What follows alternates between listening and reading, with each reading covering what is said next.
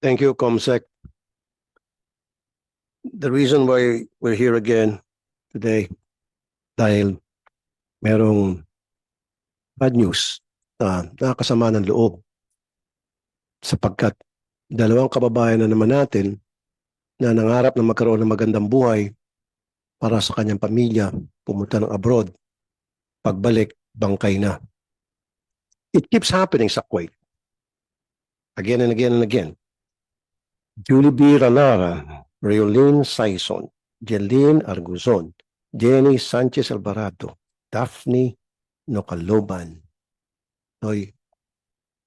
Nakalaban, I'm sorry.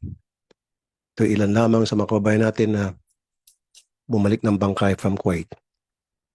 And that was years ago, yung mga nabanggit ko. Ngayon, may bago na naman. Tuloy-tuloy. And every day, may nagreklamo sa programa ko, iba't ibang bansa, pero nasa top ng listahan ay Kuwait. Nag-average ang programa ko Wanted sa radyo up to 150 complaints from OFWs sa Kuwait. Of course, nais kong pasalamatan ang DMW, ang OWA, dahil kapag nilalapit ko sa kanila, agad-agad napapauwi naman, which is thank you. Pero I would rather na wala na akong lalapitan na agency dahil yung ating mga OFW ay safe, meaning well-monitored. So nakikita ko kulang yung mga programa, sistema that we put in place to ensure that our OFWs will come back alive after serving their contract. And that is one of the things that I would really discuss with you. Ayoko naman yung bang palagi na lang tayo mga kabalita na meron tayong OFW na namatay. I would rather prefer to lose 1,000 jobs than isang buhay ng ating kababayan na hindi kayang bayaran. Now, nagkaroon ng ban sa Kuwait. I think it was because of my committee na pinush ko. I think that was last year. And it was lifted. Hindi ko alam paano na-lift yun. I wasn't informed. I've heard na nagkaroon ng bilateral agreement and there was a delegation from the Philippines went to Kuwait and talked to the Kuwaiti government. And after discussion with them, it was agreed upon that the ban will be lifted, and it was lifted on last year, 2023. But God damn, I wasn't invited, or I wasn't even informed, or my staff wasn't informed, so that kasama sana kami doon sa bilateral agreement. Para kami na mismo magsabi na ito ang gusto namin mangyari, we could have contributed something. I'm not saying that pag-attend namin ay wala naman ang mangyayang pananakit, but what I'm saying is, at least man na makakontribute kami doon dahil alam namin kung ano talaga yung mga problemang dapat solvein bago ma-lift ang ban. Because like I said, on the average, 150 OFWs. It's either their mismo OFW o yung kanilang kamag-anak ang tumatawag sa amin. Now, Secretary Kakdak, sir, kailan po na-lift yung ban sa Kuwait? Yung deployment ban? Mr. Senator, magandang umaga po. Mr. Chair, from the Philippine side po, patuloy yung ating restrictions deferment na itinalaga pa ho nung panahon ni Jollibee Ranara, Secretary Toots Ople, at pinaigting pa ho. Nung panahon po ni Jollibee Ranara, ang pinataw ho ni Secretary Toots Ople is a deferment with respect to first-time workers, tinignan na maigi ang work experience. From the Kuwaiti side, meron po silang pinataw na sarili nilang ban na pangkalahatan, including skilled workers. So nang malaunan ay ang Kuwaiti side po ay linif yung sa side nila na ban for the skilled workers and the returning workers. But we retained our own deferment policy, Mr. Senator, nung panahon pa na iniulat sa inyo ito ni Secretary Toots, at pinaigting pa ho natin bukod sa bawal ang first-timers, dinagdagan pa ho natin ng whitelisting, yung recruitment agencies from the Kuwaiti and Philippine side, kailangan po malinis ang track record.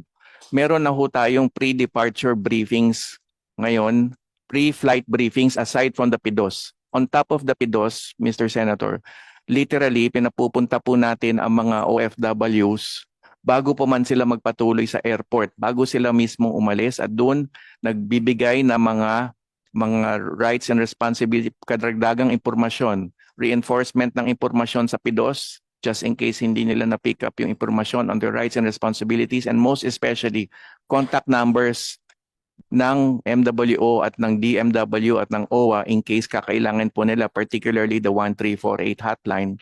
And then lastly, Mr. Chair, dahil kilala na ho namin sila literally before they leave, namo-monitor po namin sila. Meron kaming na enhance na electronic monitoring system. We could present it today, Mr. Chair. We have a 5-slide presentation if the committee will permit. But we had a preliminary presentation with both Senate and House technical personnel. And so yun po ang ating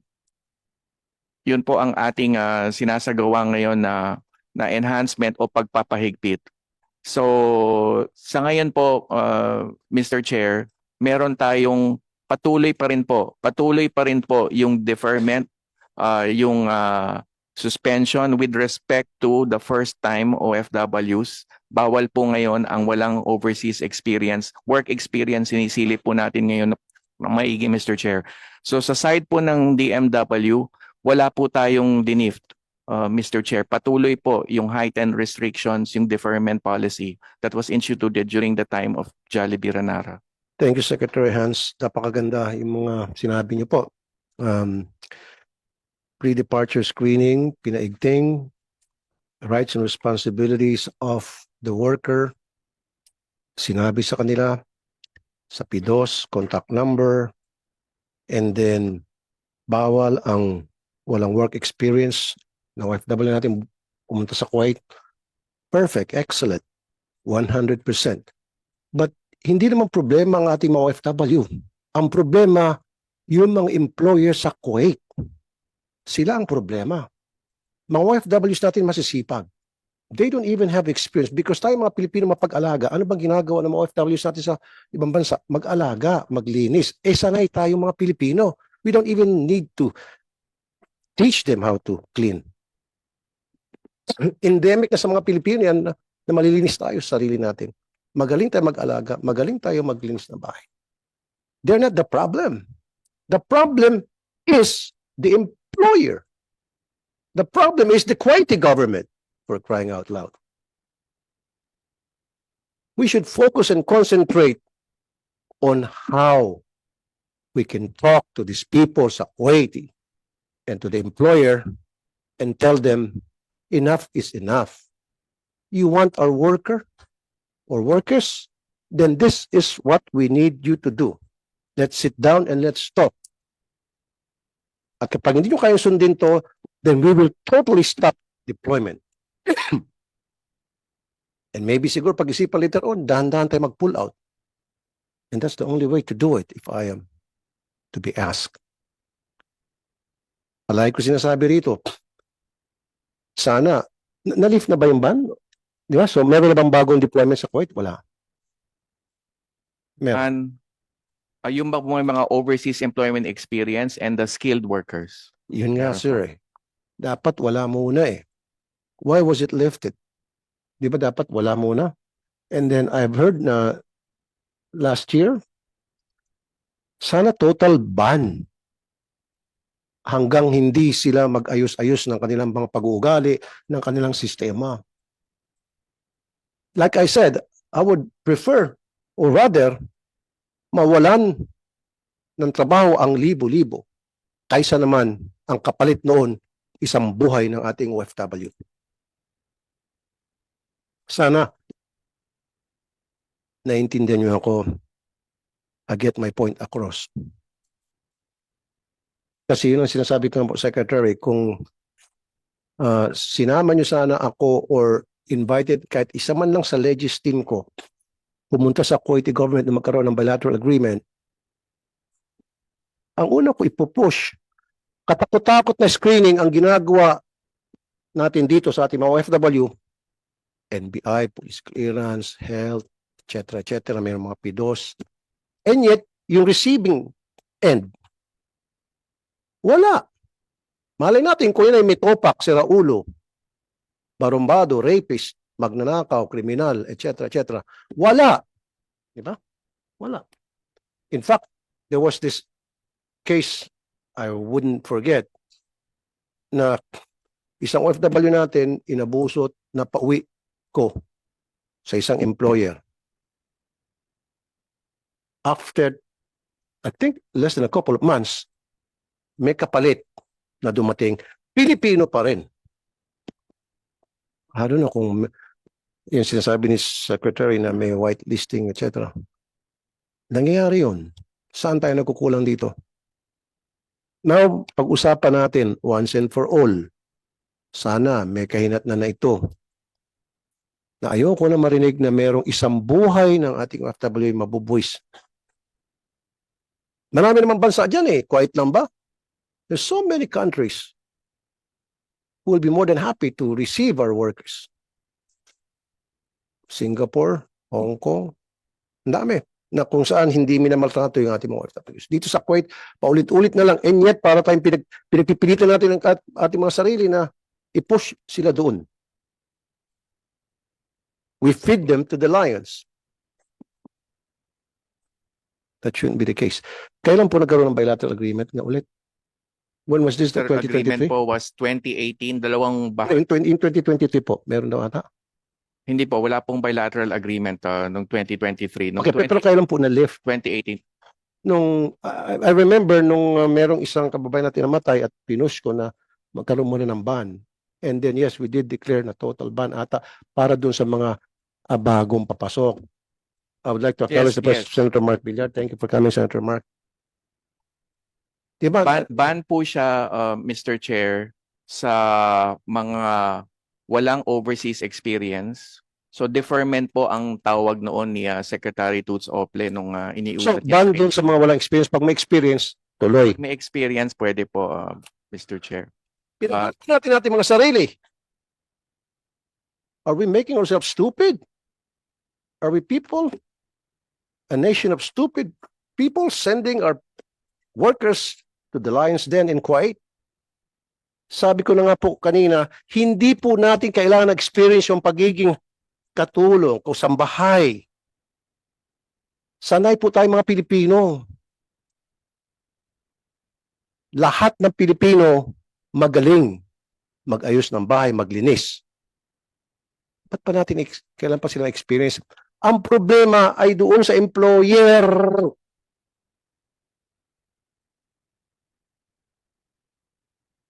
Palagi na lang, kapag mayroong problema, ang tinitingnan natin, yung side natin, no, we're not the problem. The problem is Kuwait.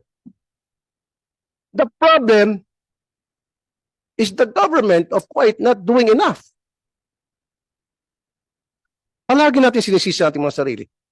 Like I said, Secretary, hindi kailangan na experience kung pagiging kasambahay lamang, sanay na sanay po yung ating mga OFW. Siguro, teach them about culture differences, which is madali yun. OFWs natin marunong mag-English. Kaya nga, hindi man tayo sa lahat ng bansa because kahit na grade 1, nakakapag-English, paano, unlike sa ibang nationalities. Sir, this is what I want you to do. And even if I have to talk to the President about this, and I will, ibalik natin siguro yung ban. Wala na munang new deployment. Stop. Yung mga nandun ngayon, may kontrata, sabihin. Gusto nila mag-renew ng kontrata, okay ako. Kaya lang, wala nang bago. Kung ano yung natitira doon, yun na yun.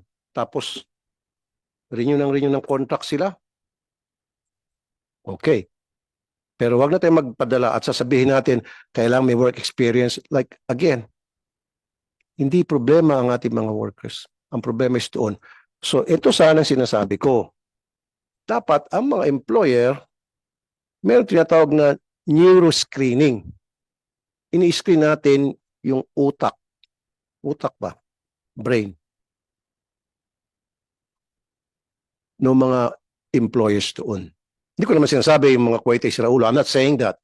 In fact, marami mga workers tayo doon na happy sila sa kanilang mga employers sa OFW sa Kuwait. Marami mga mababait na Kuwaiti. Of course, majority of the Kuwaitis are good people. But there are a number of them who are ayoko na magsalita. So yun ang sasarain natin. So pwede ba yun? From now on, neuroscreening? Ang ini-screen natin yung nakakatawa eh. Kung hindi natin, ang in-screen natin yung OFW natin. And then yung agency. Of course, nakakatulong yun. Pero wala pa ako narinig na ini-screen natin yung employer. Ito bang si employer na si Abdul, walang bang pangalan niya? Ano ba ang mental health nito? Stable ba? Ipa-neuro. Ano ba ang record nito? Ito ba'y nakulong na? O ito ba'y may reklamo na sa kanya ng pananakit? Mga ganun ba? O magkano bang sweldo nito? May capability ba ito na magbayad? Baka lubog to sa utang at wala nang pambayad. Kasi isa sa mga reklamo ng mga OFWs natin ay hindi sila sa sweldohan. No. Yun yung gusto kong mangyari. Huwag yung sabi mo yung dati previous, hindi natin magpapadala na hindi experience. Kailangan yung agency mabuti. Of course. So can we do that? So ano pong dito sa suggestion ko, am I making sense? Yes, you are, Thank you, Mr. sir. Senate, Mr. Chair. Mr. Chair, ang una pong nasa sa isip ko is mag-require na i-account for all the OFW, especially the kasambahay in Kuwait at this stage. Kasi sabi nyo nga po, pagbawalan yung papasok, pero pang mga nandun. So ang nasa sa isip ko po, i-account for each and every kasambahay, kamustahin sila. Dapat malinaw na nasa maayos silang kondisyon bago pa man tayo magpatuloy at this stage. Pangalawa, agree po ako sa inyo. There should be some screening, psychological screening or a level of determining whether qualified yung employer. At kung dadagdagan ko pa, Mr. Chair, yung briefing na binabanggit ko po, tama kayo. Hindi lamang yan sa side ng ating kababayan. Dapat meron ding pre-employment briefing ang employer. Exactly. Kaya't haharap siya, bago pa man umalis, haharap siya sa ating labor attaché o migrant workers office at doon ipapakilala niya yung sarili niya. At the technology, I suppose, will now permit na mag-usap sila habang nandito sa Pilipinas yung domestic worker at siya'y naroroon sa Kuwait para magkakitaan na sila sa muka at sa mata bago pa man umalis. So yan po ang nasa sa isip ko ngayon, Okay, so Mr. Chair. meron ba tayong ginagawang background check sa mga employer na to ensure sila ay may pera talaga? Meron naman po, Anong klaseng screening po Mr. ginagawa? Chair, Kasi karamihan, sir, kaya ko nabanggit yan, at alam niyo po ito kasi yes. kayo pong nilapitan ko, and I thank you. Paulit-ulit kita pasasalamatan dahil napakabilis niyo po umaksyon pag lumalapit ako kasama dyan si Arnel Ignacio. Yung bang wala silang pang sweldo. At ito pa pong napakasakit. Hindi na nga sinunod Sen Mark, yung ating kababayan, ibibenta sa ibang tao o sa ibang kamag-anak. Ibibenta. Again, ibibenta. Hindi na nga sinweldohan, and then ibibenta, pagkakitaan, kukuha ng pera, bubulsa. Dahil wala namang capability pala itong employer na ito na magpasweldo. Yung sinasabi ko. So wala tayong ganong screening. Financial statement siguro. Tingnan ng record, anong trabaho mo? O baka ikaw ay tumatanggap lamang ng welfare from Kuwaiti government. Dapat hindi. You have to have a job. Kung wala kang trabaho, wala kang karapatan magkaroon ng kasambahay namin. You must have a job. Kasi nakikita ko may mga pattern eh. Walang trabaho, tumatanggap lamang ng pensyon sa Kuwaiti government. Bibigyan natin ng ating worker. No, that should be the case. Umaasa lang sa pensyon eh. Welfare. Pension. Welfare yun. Para sinabi mo yung mga tumatanggap ng ayuda rito, kumuha ng kasambahay. God damn. So, dapat sir, go ahead po. Senator Mark, you have an opening statement. Yes. Please go ahead. Secretary, isang tanong lang po. Gusto ko lang malaman kung halimbawa criminal yung yung employer. Malalaman ba natin 'yon or kasi syempre baka may criminal record or something. May way ba na malaman para malaman natin kung yung employer ay may criminal record? Kasi kawawa naman yung mga kasambahay natin kung isusubo natin sa isang, di ba kung may pera, paano, actually, masama na yan na walang pera, pero mas masama pa kung criminal pa yung magiging employer nila. So, I'm just wondering, baka may basic checking ba yan? Halimbawa, criminal record? Kasi malalaman ka agad yun eh. Yes, pwede po nating malaman on our own, Mr. Senator. Right now, ang sistema is yung private recruitment agency determines the qualifications on both sides. Pero tama po kayo, napapanahon na tayo na mismo ang gumalaw, tayo na mismo ang gumawa ng paraan para malaman precisely yung background check ng mga employers. Sa ngayon, we have tightened the grip on the foreign recruitment side in Kuwait. But yes, napapanahon na iharap mismo yung employer para makilala natin, malaman natin yung background at magkaroon ng sapat na preparasyon bago pa man pumunta doon yung manggagawa natin. Salamat. At nagpapasalamat din po ako kay Senator Raffy Tulfo. Nagkaroon tayo ng ganitong klaseng pagtitipon para ma-discuss yung resolution para mabigyan ng karagdagang proteksyon ng ating mga OFW. Salamat, Chairman. Thank you, Sen. Mark. Tama si Sen. Mark. Dapat kasama from now on screening doon sa employer yung magpakita siya ng police record. Kung pwede pa court clearance na wala siyang kaso sa anumang korte sa Kuwait. On top of that, yung neuro. And then of course, yung financial capability. Paano ba? Curious lang po ako, Sec. Pag yung employer pumunta sa agency and we need Filipino OFW, anong klaseng prosesong dadaanan niya? Yung present and in the past. Paano yun? Yung present po, si Undersecretary Olalia could add to this. Yusek Olalia, kunyari ako, Kuwaiti at gusto ko magkaroon ng OFW. Anong proseso? Ano yung ina-undergo niyang? Ano ang prosesong that I have to undergo for me to be qualified to become an employer of an OFW, sir? Yeah. Good morning po, Chair, sa mga colleagues ko at kay Senator. Salamat po.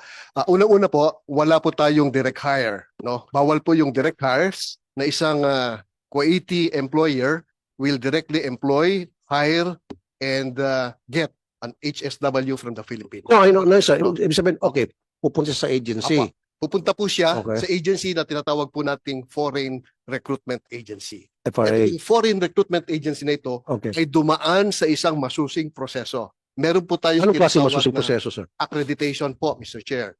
Ito pong accreditation na ito po ay isang proseso ng Migrant Workers Office headed by a labor attaché at meron po yung maigting na requirements.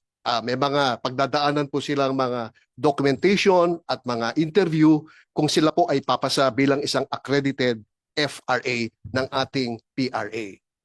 Yung pong employer na gustong kumuha ng HSW, kinakailangan pong mag-qualify din. May sarili po Sorry, siya. sir, I have to interrupt you every now and then qualification. kasi hindi ako makatiis. Katakot-takot na screening ginagawa sa FRA. Ang dami mga balasubas na FRA. Alam niyo naman yun, Arnel. Ang dami, 5-5 ang mga balasubas na FRA at ang nakasama pa ng loob dyan, yung mga Pilipino rito ang nagmamayari pa ng FRA o kasosyo. So anong klaseng screening? Tuloy-tuloy pa rin ang pangbabalasubas sa ating mga OFW. Kung talaga meron screening. Ang aking, sir, point is, ano yung ina-undergo ng employer? Again, doon tayo nagpo-focus sa OFW natin na may problema at saka agency. Yung employer, ano? Hindi niyo po ata na nakikinig po kayo, sir, pero hindi niyo ako napakikinggan. Yung sa employer side na lang, alisin mo na muna FRA, alisin mo agency, alisin mo yung worker natin. Yung isang Kuwaiti na gusto magkaroon ng OFW, magtrabaho sa kanyang bahay, ano yung ina-undergo niya proseso? Yung pong employer, kinakailangan pong kumuha ng requirement na tinatawag na visa. I-apply po niya yung ating HSW ng visa. Visa? Hindi, opo. At hindi po siya papayagan ng Kuwaiti government kapag hindi po siya qualified. No?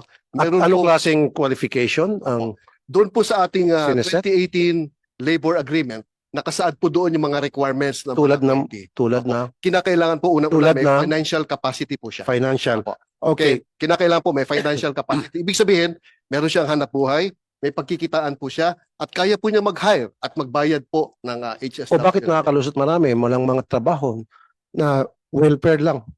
Umaasa lang sa welfare sa Kuwait. Bakit natin bibigyan ng mga OFW? Yung sinasabi ko, ito totoo nang nangyari ito. Na hindi na nga kayang pasweldohan, ibinebenta pa. Di ba? Alam niyo ito. So, hindi na screen. Okay, sige. Financial capability. Pangalawa po, kayo. Mr. Chair, yung kanyang police clearance. Napaka-importante po, tulad ng tanong po ni Senator Villar kanina, kung sila ba ay may record, hindi po papayagan nung kanilang government na bigyan po siya ng visa Financial, kapag po siya ay may okay. police record. Police clearance and then court. Okay. Sige. Court clearance. Ibig sabihin, wala siyang kaso sa anumang korte sa Kuwait. Clear siya. Dapat ganun po. Police Mr. clearance, Senator. court clearance, very good. Ano pa po, sir? Dapat po compliant po siya doon sa requirements tulad ng ilan ng tao sa bahay. Meron po kasing detalyadong information sheet yun na nafi-fill upan ng ating employer. Okay. No? Anong klaseng bahay yan? Ilang palapag? Number of, Household okay. members po. Household members. Okay. Nakalagay po doon kung may bata, kung may Okay. aalaga ang bata, nakalagay din doon kung kinakailangan magluto, kung merong cooking skills yung HSW, tatanungin din po kung yung mga requirements, no? Ilan po yung employer at ilan po yung kasambahay doon sa loob. Napakaganda pakinggan. Music to my ears. Ang sarap pakinggan, ano? Kung ganun, it's a perfect world for the OFWs natin to be there. Meron euro. Sir, wala. Sa ngayon po, wala pong ganyan. Magsasabi wala. At this Okay. stage. Dadagdagan po. Then, I want neuro screening. Take it or leave it. Let's be firm now. Huwag tayong magbahagbuntot sa mga employer na balasuba sa Kuwait. Neuro screening. Ayaw mo lang, gusto mo lang worker namin, magpa-neuro kayo. Kung ayaw nyo, nagdidili-dali kayo, nag-inarte kayo, heck, agis ko pa kayo sa bintana, sabihin mo. Diba? So, Juro, sir, na maganda yung sinabi niyo po, sir, Yusek, financial, police clearance, court clearance, financial capability, number of household sa bahay, number of members na nasa household. Tapos ilang floor yung lilinisin. Tapos kung may bata, dapat, tama? Yes, sir. Pero bakit kung ano yung mga sinasabi mo, eksaktong kabaliktaran, yun ang nireklamo sa akin. At ito yung mga reklamong natanggap natin na inilalapit ko naman sa DMW. Again, thank you, Secretary Kakdak. Hindi ako matapos-tapos magpasalamat sa iyo dahil every problem na inilapit ko sa inyo, in-actionan nyo. Pero sana wag na yung ganun.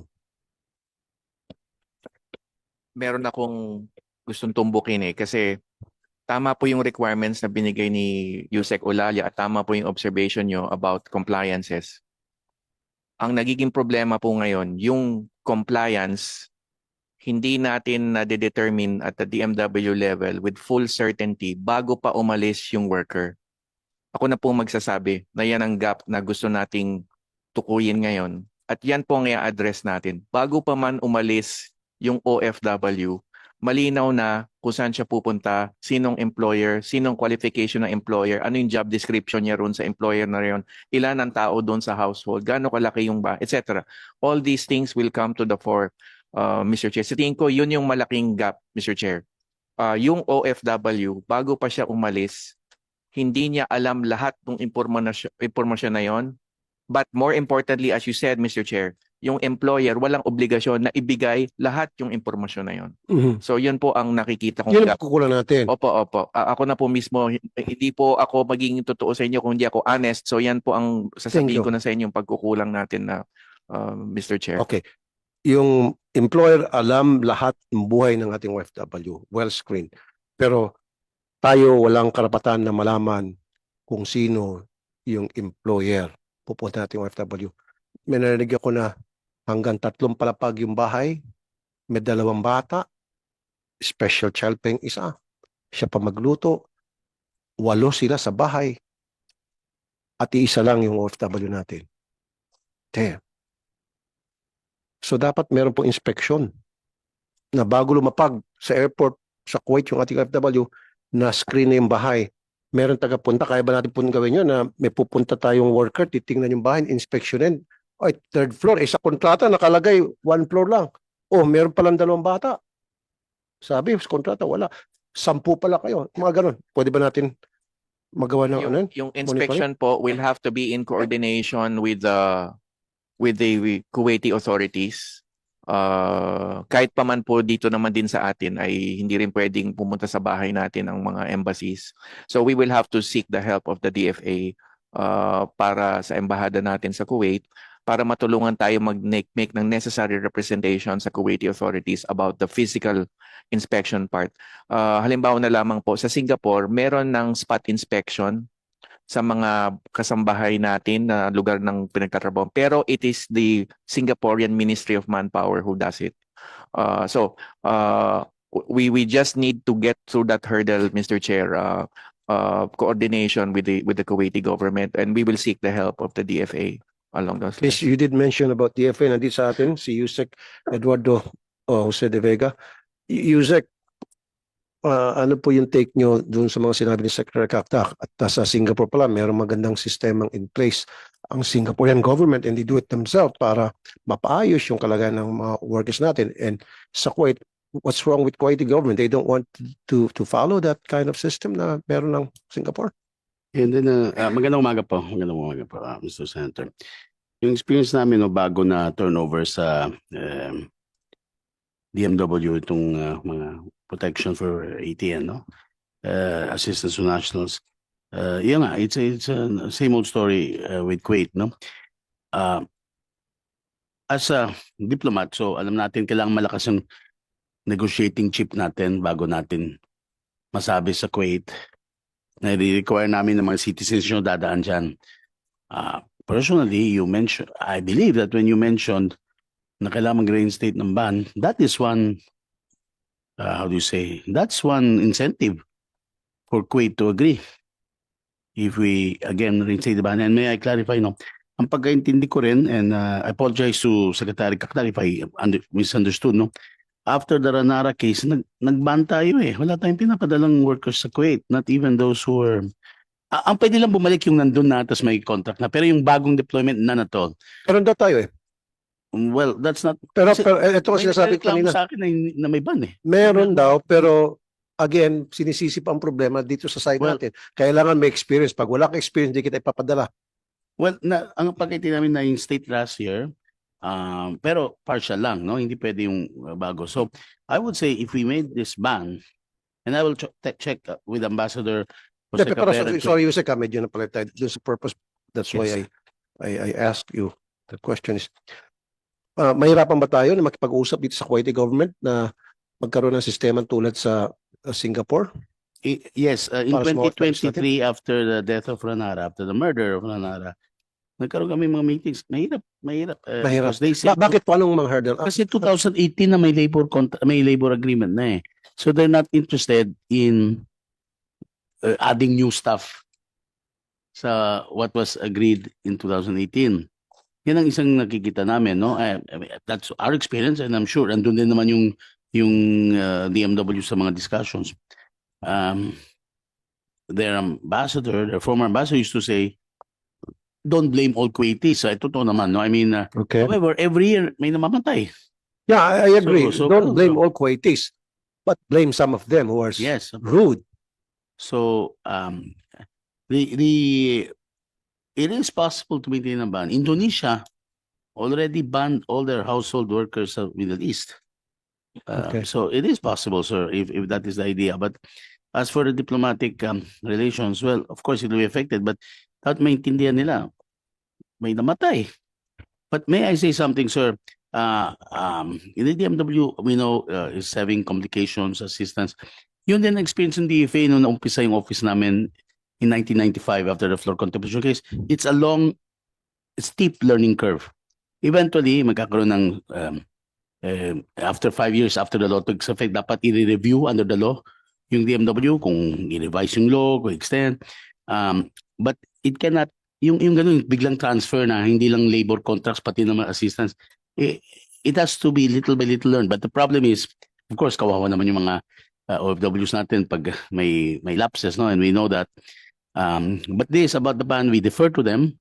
But I do think as a diplomat, that is an effective strategy to get, that could be an effective strategy so that the Kuwaitis would say, well, maybe we have to. Ano maging repercussion? There will- Halimbawa, nag-insist tayo, nag-inform tayo na ban muna para sa mga domestic we workers. already sa know the Kuwait. repercussion based on what we did 2023. We banned domestic helpers. They then banned all, pati skilled workers. But I think we survived. Exactly. We survived. Of course, palagi ako nakakuha ng mga, I'm sure pati kayo, yung mga from NGO Pati organizations. tourist. Siguro naman mag-agree sa atin mga kababayan natin kung wag naman pumunta sa Kuwait. Ang dami naman bansa sa Middle East na pwedeng puntahan. Wag lang yung lugar na inaapi yung mga kababayan natin. So what kung iban nila yung mga tourist papuntang Kuwait? But of course, when all is said and done, yung ating mahal na Pangulo, siya yung commander-in-chief, siya mag-decide. And he is in favor of I know, compensation. pero dapat upon the recommendation of the DFA and Yes. the DMW, I think and of the Senate. president is a reasonable man and he Yes. will listen. Opo. He knows how to listen when it's time to listen. Mahal ng ating Pangulo ang ating mga OFW. In fact, isa sa mga pinagtutunan niya ng pansin ay itong mga OFWs natin. So, recommend, and I will also, total ban. Total deployment ban. Except dun sa may mga contract na at umuwi tapos babalik ulit. Why not? Total. Ngayon, gaganti ang Kuwait. Hindi na sila magbibigyan ng tourist. Explain natin. I will explain. I'll bite the bullet. Kung yun ang kinakatakutan nyo na mabash kayo, I'll bite the bullet. Bash pa more. Kung yun ang gusto nyo na ayaw nyong, di ba? If I may add, Mr. Senator, kasi baka sabihin din ng Kuwait, well, hindi ka mo, ang bilis ng hustisya para kay Ranara. In 1 year, natapos ang trial. And I'm no doubt that they will do the same here. Sir, Pero patay na eh. Sir, Yung kababayan. exactly. Hindi, kahit na sabihin natin tuwing may namamatay ng OFW natin at mabilis ang hustisya nila, in fairness, nakukulong agad yung nagkasala. Pero kung palagi naman nangyari yun, it defeats the purpose of protecting our OFW, sending our OFW to the lion's den, like I said. Di ba dapat, wag na mangyari, wala na mamatay. Hindi ko na kailangan ng kanilang swift justice. Di ba? Just for the record, sir, I agree with your proposal, sir. Okay. So, Secretary, how about if we will impose a total sa mga domestic kasi naman palaging nabibiktima. Yung sa mga iba hindi eh. So, total ban sa mga deployment ban sa mga domestic helpers. Is it possible? Do we need to talk to the President Yes, for that? Mr. Chair, it is possible, but bigyan niyo lang ho ako ng kaukulang panahon, Mr. Chair. And kaukulang panahon, gaano po katagal yung kaukulang panahon? Isang linggo po, Mr. Chair. 1 week. Okay. So,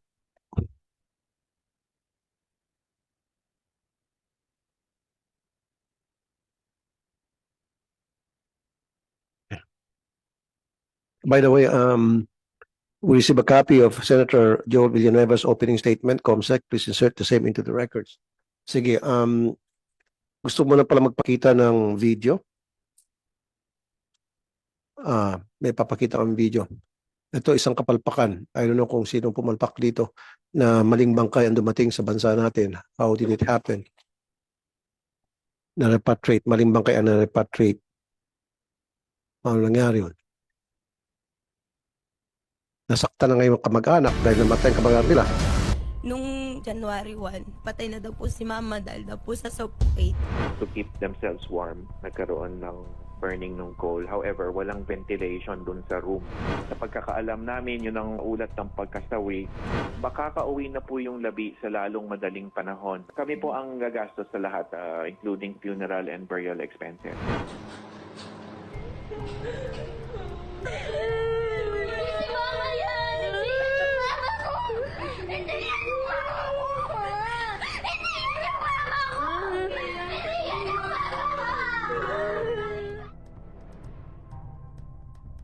Okay. Sinong pumalpak dyan? Masakit na nga yung mawalan ka ng kamag-anak na matay. Pagdating dito, makikita mo bangkay ng ibang tao at hindi yung mahal mo sa buhay. Why did it happen, Secretary? Unang-una, ang una kong masasabi ay nandito ang pamilya, si Tanya at saka si Angel. Humingi na ho akong pamahanin sa kanila bilang pahiwatig na as the Secretary of Department of Migrant Workers, I take full responsibility for what happened. Ako ang kitang-kita sa video, ako ang nagbigay ng utos na madaliin ang pagpapauwi. Humingi ho kami ng paliwanag. Ang mga nagkaroon po ng responsibilidad dito, una yung service provider na hiningan namin ng paliwanag. Siya po yung cargo transporter nung labi. Matagal na rin ho natin siyang na-engage mula pa nung panahon na nasa DFA. So, authorized din siya ng embahada. So, ayon sa paliwanag ng cargo forwarder, ay binigay sa kanya ng Kuwaiti Criminal Investigation Division ang labi with the name ni Jenny. At ang sabi doon sa sulat, I think we gave your office a copy, Mr. Chair, ng service forwarder. At that point, sabi nung service forwarder, walang maka-identify na family nung victim, ni Jenny, ng OFW. And the next sentence in his explanation was that posibleng nagkaroon ng pagkakamali sa fingerprinting. Usually, we rely on the fingerprinting kasi yan ang exact science. Yung fingerprinting, meron niyang record sa Kuwaiti side ng bawat pumapasok doon. At kung nasawi ang isang tao, simple lang, sa kasong ito, buong-buo ang labi ng katawan, kaya madaling makuha yung fingerprint ng labi. But yun ang sabi, no? So ako, sa side ko, Mr. Chair, meron pang higit na pagpapaliwanag na kailangan makamit sa service provider dito. And we have also requested our embassy in Kuwait to seek an explanation, including a meeting with the Criminal Investigation Division of Kuwait, including the service provider, with a view to filing a claim for negligence and damages for the wrongful repatriation, Mr. Chair. Thank you. Meron ba tayong member ng NBI dito na gumawa ng autopsy kay Jenny? Dr. Simon Gasapo, Medical Legal Division. Is he here? Good morning, Mr. Chair. Doctor. Good afternoon to you, sir. Thank Good you. morning. Okay, base po sa ginawa niyong autopsy, tapos na lumabas na yung result? May foul play ba o talagang nasuffocate?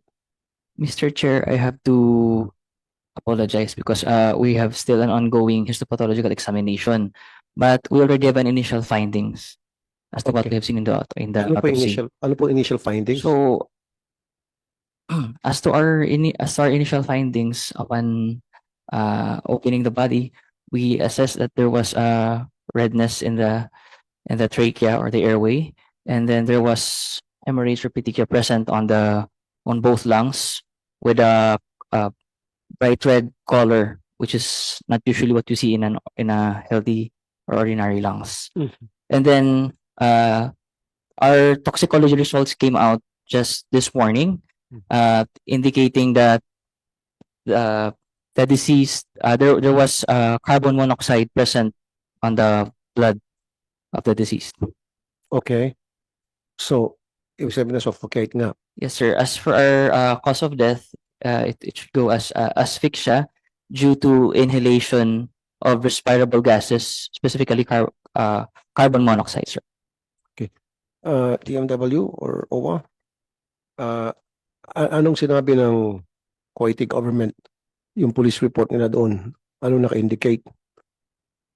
Was it accident or sinadya? Ang ulat ng sa police report side is that nagsindi sila ng merong metal coal stove dun sa bahay. This was a chalet resort. Hindi ho ito yung bahay ng employer. I suppose they went there for the New Year holiday or what have you. At doon nag-inhale sila ng smoke ng coal overnight.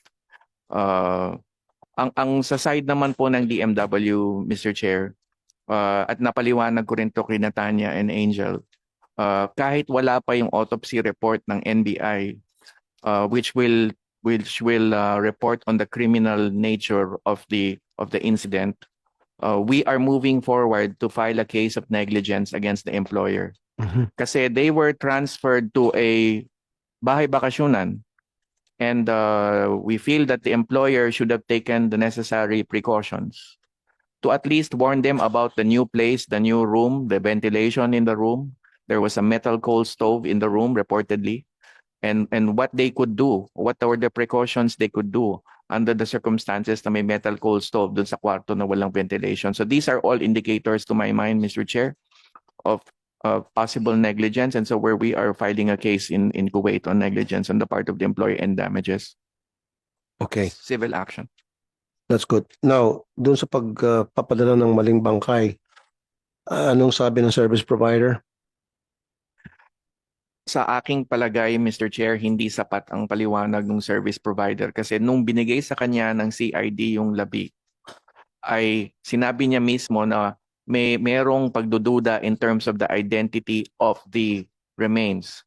And so at that point, the service provider should have called this to the attention of our migrant workers office, but instead proceeded to ship the remains. Now, on the side of our migrant workers office, we work hand in hand with the Philippine Embassy. Ang nag-i-issue po ng mortuary report is the consul of the Philippine Embassy with respect to the deceased and mention there of a casket in the mortuary report. So we work hand in hand with the Philippine Embassy with respect to the most crucial stages prior to shipment, which are namely identification and sealing of the caskets. Okay. Now, before we wrap up dito sa isang topic natin, gusto ko lang ulitin ulit, Secretary, ang aking recommendation ay total deployment ban sa Kuwait para sa mga domestic helpers. Total. At kapag pag nakipag-usap sila sa atin, kung sakali man ay we sit down with them, dapat maigpit na yung mga i-request nating sistema that they have to put in place to protect our OFWs. Kasama na dyan yung neuro screening, financial. Ang screen natin yung employer. Diba? Mas maganda pa nga kung yung employer pupunta sa Pilipinas, humarap sa atin.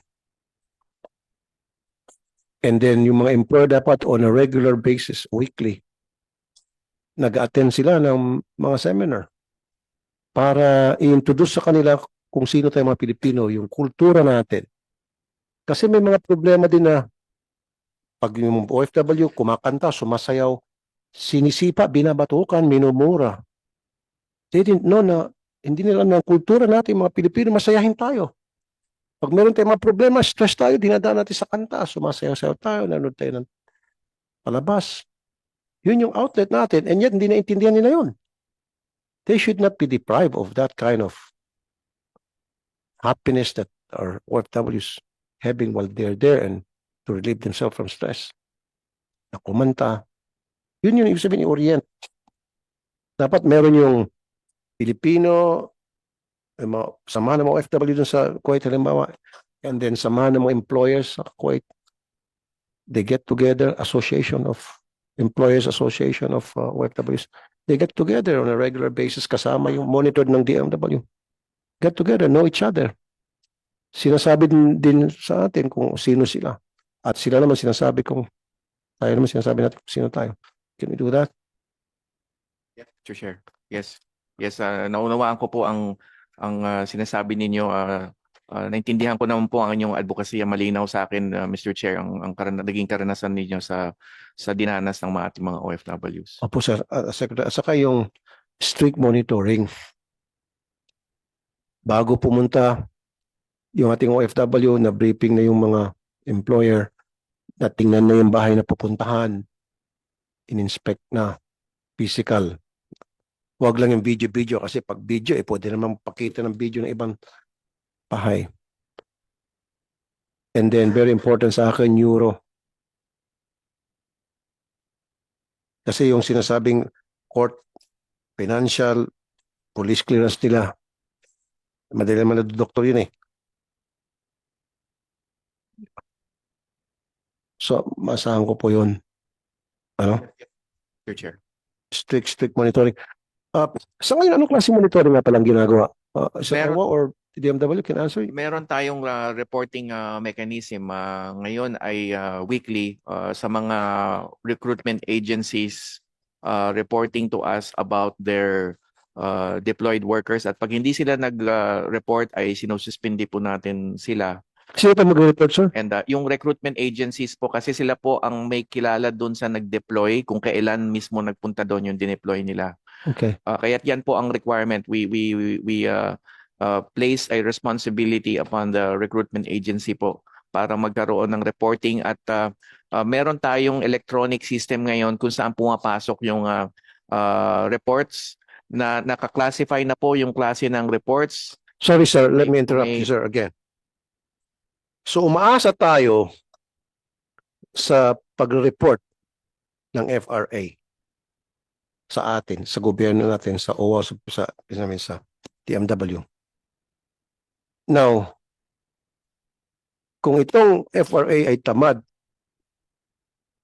tapos na tayo.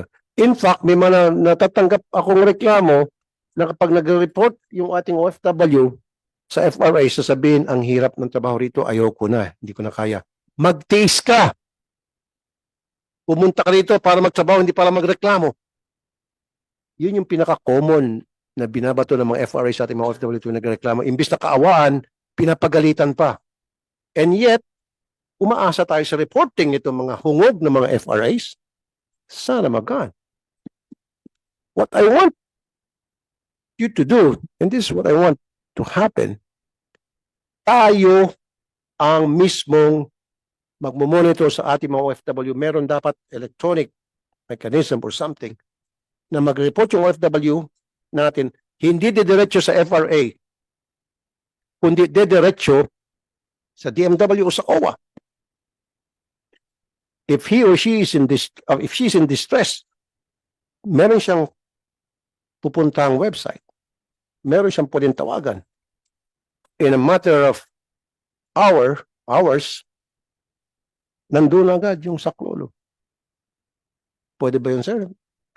Tama po tayong hotline ngayon both at the national level 1348 and sa MWO level meron din hotline and Facebook pages. So pwede naman po yun, Chair, yung pong OFW mismo ang lalapit sa tanggapan natin at magre-report on a periodic basis Okay, tungkol good. sa kalagayan niya. Very good. I like that. Pero what happened kung yung OFW natin ay inimbarguhan ng cellphone? So, hindi na siya makatawag dahil kinumpiska ng balasubas na amo yung kanyang cellphone. Then yan po ay indikasyon na po na kailangan kalampagin yung employer, yung FRA, yung PRA, yung police authorities sa Kuwait para malaman kung anong sitwasyon ng OFW po natin doon. Ayon sa bilateral agreement ng 2019, hindi po dapat kumpiskay ng cellphone and therefore pwede nang lumapit sa Kuwaiti government. For Kaya nga, paano natin particular- malalaman na kinumpiska ng kanyang cellphone? Kasi wala namang cellphone, hindi siya makapagsumbong. So how would we know? We would know po if we require them to report on a periodic basis and they fail to report, then we give the presumption. Paano kung Na wala after siyang 3 months makapag-report na too late na at may nangyari sa ating OFW? Dapat, sinasabi ko po, sir, yung ating OFW mismo ang it's either mag-report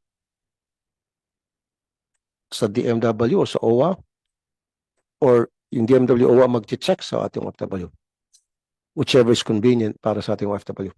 na para yung ating OFW, safe siya. Every week, required dapat yung ating mga OFW na, tumawag ka.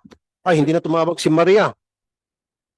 Every week na po. Then after 1 week na hindi tumawag si Maria, nakamintis na siya, then alarm bells should make us panic. Okay po yan. Pupunta na Mr. Chair. agad yung ating taga-polo, bibisitahin na kasama ang Kuwaiti Police.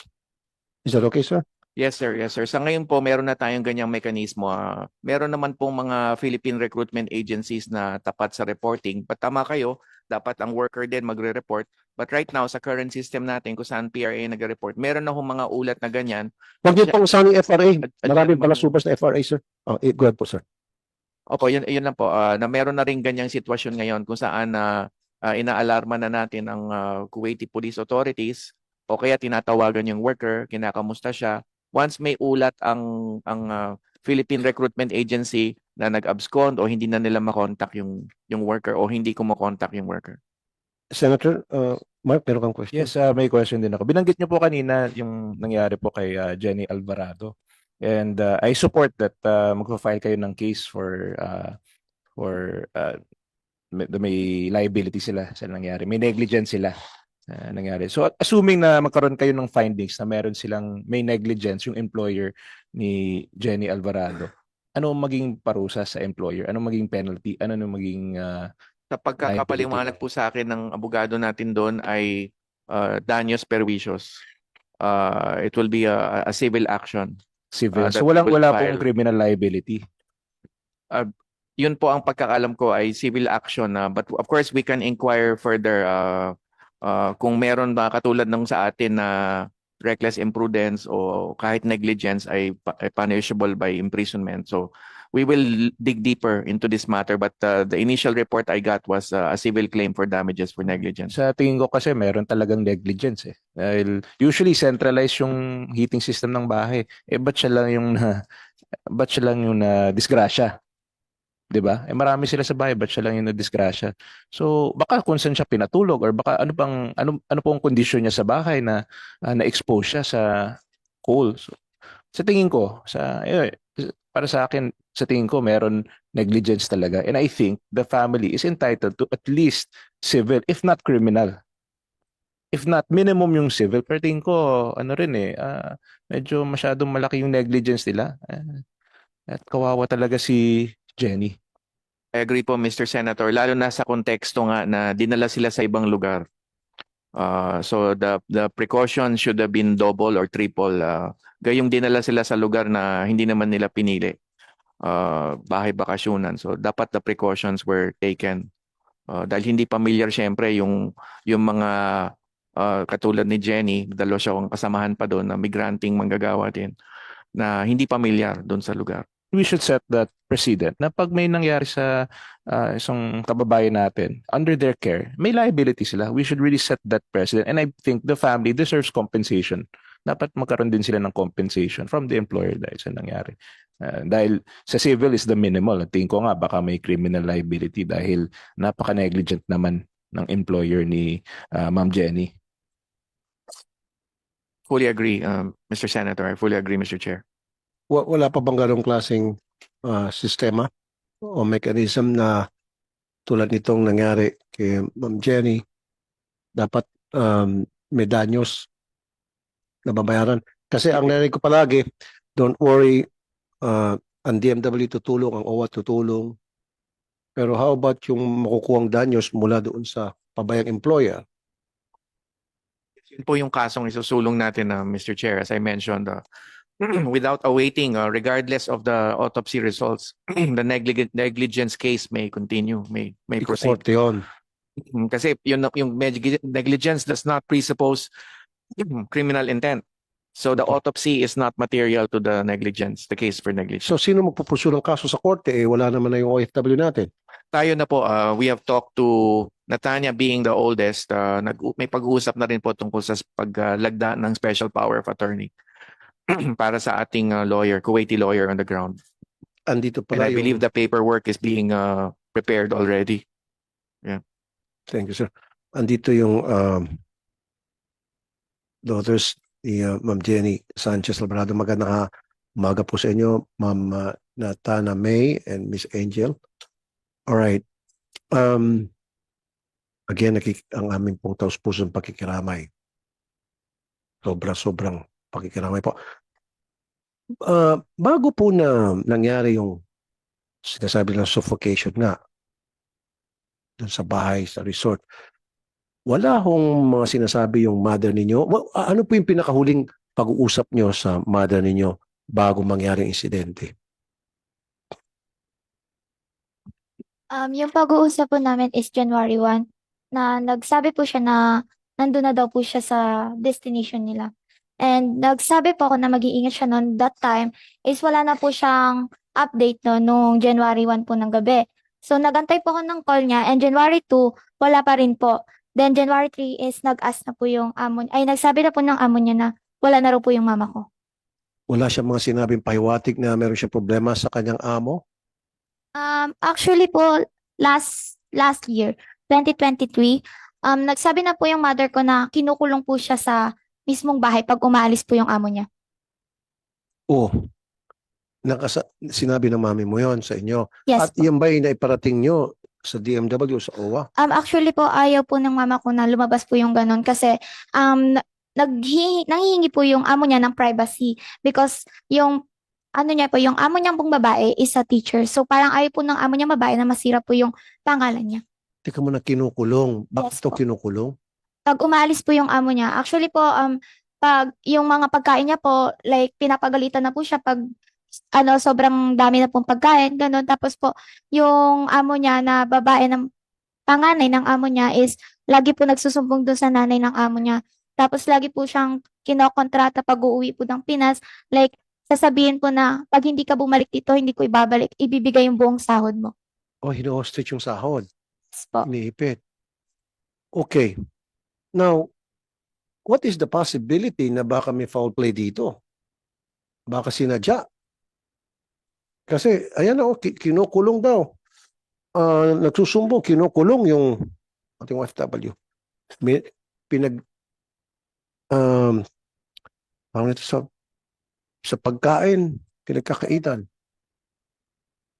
Isang senyales yan na may problema si amo. Actually po is yung amo niyang lalaki is a drug lord. Oh! Paano po nasabi yun? Sige po. Nung nalaman po na namatay na po yung nanay namin, yung mga kaibigan niya po is kinokontak kami about dun po sa details ng amo niya. And then sinasabi daw po is yung amo niya ay hinihipuan din siya.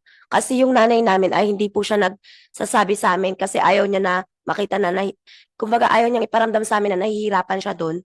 So, yung mga close friends niya po, doon niya po sinasabi yung nararamdaman niya doon. Kumbaga naglilihim po yung nanay namin para hindi kami mag-alala. Tapos sa close friends niya, doon niya sinasabi. Okay, imbestigahan natin DMW and OWA and the DFA yung anggulong foul play. Ayan na oh. Kinukulong, hinihipuan, hindi pinapakain na maayos. Yun na lang. May motibo na.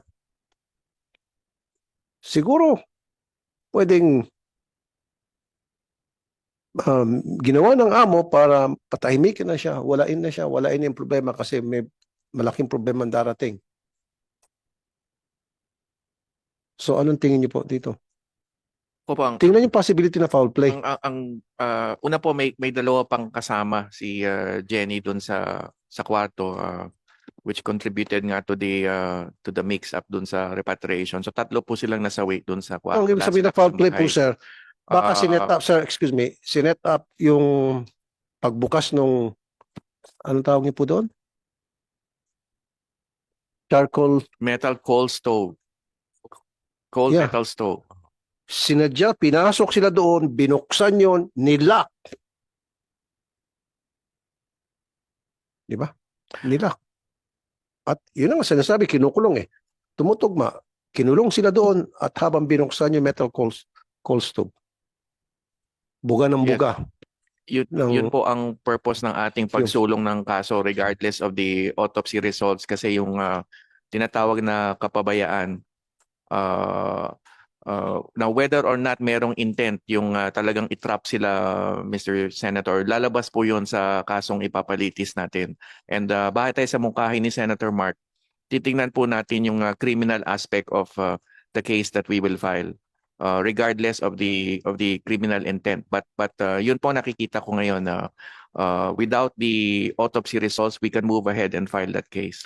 Okay, akala ko may screening sa mga employer. Sabi niyo po kasi may screening kung meron siyang financial capability. Ito, drug lord daw. Kung drug lord, bakit tayo nagbigay ng OFW natin sa isang drug lord? Baka mamaya may nakita yung ating OFW sa mga illegal activities niya, aksidente. Pinatahimik. Paano po nasabing drug lord? Saan niyo po nakuha yung information na drug lord po yung amo? Yun nga po, yung dati niyang kasamahan, kinontak niya po kami and then sinabi po, kasi yun ay nakauwi na po ng Pinas. Tapos nalaman niya po, syempre po, laman na po siya ng balita yung nanay namin. Kinontak po kami and then sinabi pong ganun. Kaya nagtaka daw po na kung bakit bumalik pa yung nanay namin. At January 25 po, may call na po siya ng history sa pulis. Paano po? May call na po ng parang, di ba po, hindi naman po manghihingi ng tulong sa pulis kung walang kailangan. May history po siya ng call. Last January 25, 2024. Yung mama niyo ang tumawag sa pulis. Opo. Nakita po namin sa dati niyang cellphone na hawak po ng kapatid namin. So ibig sabihin, dapat may blatter yon. Yes po. At ano po yung dahilan kung ba't siya nag-call sa mga pulis doon? Hindi po namin alam. Kasi naka-screenshot po siya and then yung logo ng pulis. Nalaman lang po namin nung nagkapalitan na po yung bangkay. May blatter system ba doon sa Kuwait? Meron ba silang parang sa atin, pag inireport yung isang tao, may problema isang tao, na titration? Po siguro, Mr. Senator, ngayon ko lang po nadinig yung impormasyon na gano'n at pwede po natin patignan. Si Jenny po ay 9 years ng OFW sa Kuwait. Understand yung... Same amo for the past 9 years? Understand same employer, no? Same? Yes. Same ba itong Yes po. Same employer since 2015 at nagbakasyon pa ho siya last year dito sa Pilipinas. Of course, they're saying very limited yung duration ng bakasyon, 1 linggo lang. But she did go on vacation here, was it March? March last year. Yes po. Okay, interesado ako, why did she call the police? Is it because siya ay minamaltrato? Or because meron siyang gustong isumbong na illegal activity ng kanyang amo at nung malaman ng amo, natatawag-tawag ko sa police o kinulong at para palabasin na malinis yung krimen, walang foul play, binuksan yung stove at nilock sila doon at hindi sila makalabas. Excuse po muna, Sen. Ma'am Angel. Actually po is, yung mama ko po is hate niya po yung FAMAD na tinatawag na nag-open daw po sila ng FAMAD. Ano po? Faham po, Faham. Anong paham? Charcoal po na ayun daw po yung binuksan nila mama kaya daw po sila namatay. Yun po yung sabon ng amo niya. And actually po, dapat po ang agency po ang nagsasabi sa amin na patay na po ang mama namin. Pero actually po, yung amo niya po yung nag-declare na patay na po yung mama niya namin na ang gamit pa po ng amo niya is yung cellphone ng mama ko, account pa po ng mama ko. Wow. Mas lalong naging malinaw na sa akin ngayon na imbestigahan natin to yung anggulong foul play. I believe strongly na may foul play dito. Buti na lang nagsalita ito sila. Ayaw niya mag-open ng FAAM. Ano sabi niyo po? Actually po, pinaka-hate po ni mama yung Faham. Kasi po, may sensitive smell po siya. Like, magigising po yon sa baho ng amoy. And hate niya rin po yung amoy ng mga isda, like ganun po. So, imposible pong hindi niya gising yung mama namin that time. Yun nga pong iniisip ko, Secretary. Sinadya. Tapos kinulong. So, hindi na makalabas. Actually po, Sen, sinasabi daw po na tinuturo po muna bago paalisin yung ganong bagay. I mean, tinuturo muna sa mga OFW sa Kuwait yung bawal na gamitin yung FAHAM na yun. Kaya alam po din ng nanay namin yan kasi 9 years na siya. So, parang death chamber yun. Yung FAHAM na tapos walang exhaust, walang labasan ng hangin. Actually po, meron pong ventilation yung room nila. Meron po silang bintana. Because last year, because po noong January 1, tumawag po yung mama ko is nakita ko po yung kwarto niya. Sobrang laki po nun at 5 po silang katulong na nandoon. Pero kung saan namatay yung mama niyo po, hindi doon sa kwarto nila, kundi doon daw sa resort, di ba? Dinala sila doon sa resort? Yun nga po, Kwarto po nila yun. Kwarto lang yung sa resort. sa resort. Okay. At ang sabi po ng amo ng mama ko is wala raw pong kuryente. And nag-investigate po ako about sa mga kasama niya and nag-post pa po yung kasama niyang Nepali na namatay po doon. Yun po yung natanggap namin na bangkay. Oh, natabali. Opo. I'm sorry to hear that. So, siguro DFA, kasama kayo sa mag-imbestiga doon na yung anggulong foul play? Yes, po. We will take the statements of the children in consideration, lalo na yung sinasabing nakausap nila yung nanay nila, Mr. Chair. And as I said, may isusulong po tayong kaso doon sa Kuwait laban sa employer. Yeah, criminal case laban sa employer. Yes. And then, yung kapabayaan ng FRA. Di ba? Maging agency. Opo. Yan yung sinasabi ko, walang screening. Drug lord pala. Di ba? Okay, so investigate po. Si Yusek De Vera. Yes, sir. First, nagkikipagdalamhati kayo sa inyo. Even as we speak, no, na-mention ni Secretary Kaday they'll need DFA's help. I just instructed, even as you were speaking, Ambassador Jose Cabrera in Kuwait to work with the MW now. The Senator wants the embassy to check with the police authorities for possibility of negligence or foul play. So explore that angle. That's an Thank you, sir. instruction already granted. Thank you, sir. Hindi pa tapos ang Thank you, sir. Napakabilis lang kumilos. Okay. Imbestigahan talaga. Ako, lumalakas yung aking kutob na may foul play rito. Kasi may mga sumbong na pala. Calling the police, kinukulong, hindi pinapakain na maayos, etc. So, investigate that. Ito namang kaso ni Daphne na natagpuan sa garden ng kanyang employer. Ano pong pinaka-latest update dito? Mr. Chair, tayo po yung nakikiramay ang buong DMW family sa pamilya po ni Daphne na kalaban. No? Pero nais lang po namin liwanagin na si Daphne po ay na-deploy po noong 2019, noong December. No? At natapos po niya yung kanyang kontrata. Ibig sabihin, ayon po sa mekanismong ipinatupad ng DMW at MWO, maayos po yung pag-deploy, pagpili, harap niya at pagkatapos ng 2 years sa kanyang unang employer. Ang ating pong polisiya, kapag natapos po ang 2 years, kinakailangan umuwi ang ating OFW. Yun po yung ating polisiya. Pero ang problema po, hindi po siya umuwi. No?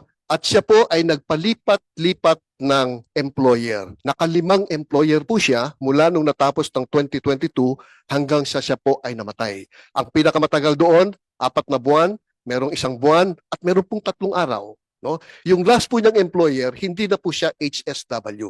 Siya po ay nagtrabaho bilang isang manukurista, no? Sa isang saloon. Doon po siya dineklarang absconding nung kanyang sponsor. Matapos po siyang ideklarang absconding nung kanyang sponsor, natagpuan po siya na bangkay na nakalibing sa isang bakuran ng isang pamilya na kung saan ang nanay ay Pilipina. So yung po pinagbintangan na nakapatay ay half Filipino at half Kuwaiti. Hindi po siya siguradong employer kasi meron pong mas malalim pa po kaming ginagawang investigasyon dito po. No?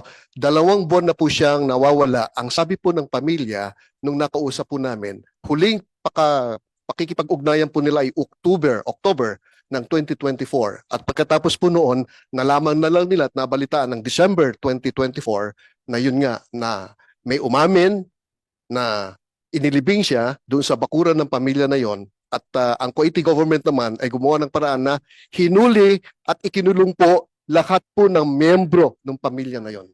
The father, the brother, and the sister-in-law. So ganun po ang sitwasyon ng ating kababayan po na ngayon ay ating tinitignan kung tayo ba ay magpapataw ng tinatawag po nating deployment ban, Mr. Chair. Okay, good. Ano na po yung reason bakit pinaslang itong si Daphne ayon po sa police report o sa pag-imbestiga ng mga police doon o pag-imbestiga natin? Di ba sabi niyo po may umamin? So wala bang kumausap dun sa umamin na okay, bakit niyo pinatay si Daphne? Yun po yung inaantabayanan pa natin kasi ito ang status po ngayon Mr. Chair. We are still awaiting, we are expecting an indictment of the prime suspect para makamit natin ng hustisya. At hindi pa ho natin alam ang kabuang detalye nung pangyayari until we get that specific report or indictment.